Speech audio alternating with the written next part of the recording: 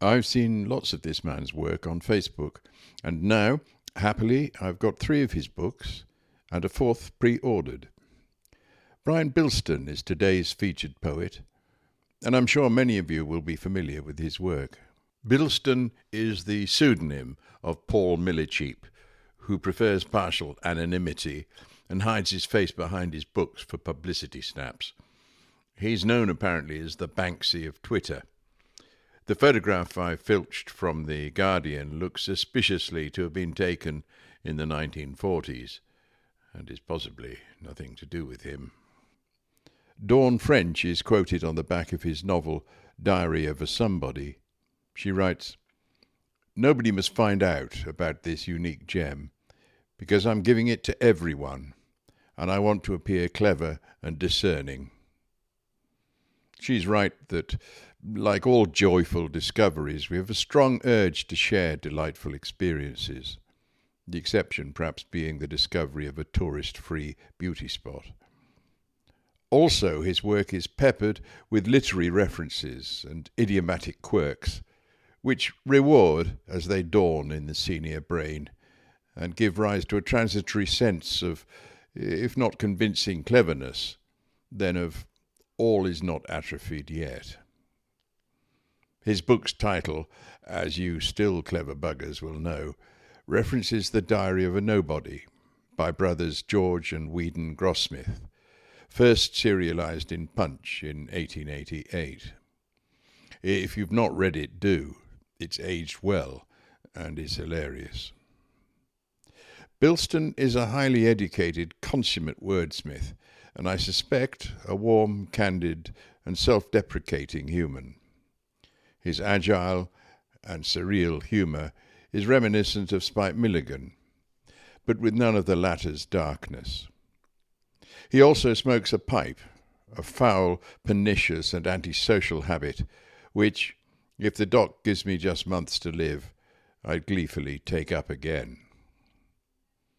My eyes are fading fast these days, so I struggle to read books, even through my floor-standing magnifying glass with built-in LED lamp.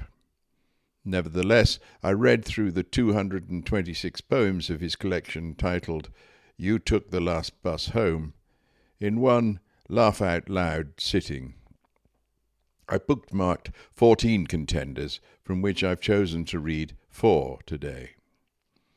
The last poem, You Are a Map, I'm dedicating to Mike and Neefa Putnam. He suffers from cartophilia, and she loves him, as is manifest in her requesting Helen Mort's poem, No Map Can Show You, which was number 133 in this series. A surprise ending. They say we all have a book in us, but only a few have 2. Like Howard, who devoured the selected plays of Noel Coward. But then, to his surprise, before his eyes he saw his abdomen distend, and it came out Howard's End. How much I dislike the Daily Mail. I would rather eat quavers that are 6 weeks stale, blow dry the hair of Gareth Bale, listen to the songs of Jimmy Nail, than read one page of the Daily Mail. If I were bored in a waiting room in Perivale, on a 12-hour trip on British Rail, or a world circumnavigational sail, I would not read the Daily Mail. I would happily read the complete works of Peter Mayle, the autobiography of Dan Quayle, selected scripts from Emmerdale. But I couldn't ever read the Daily Mail. Far better to stand outside in a storm of hail, be blown out to sea in a powerful gale, then swallowed by a humpback whale, than have to read the Daily Mail.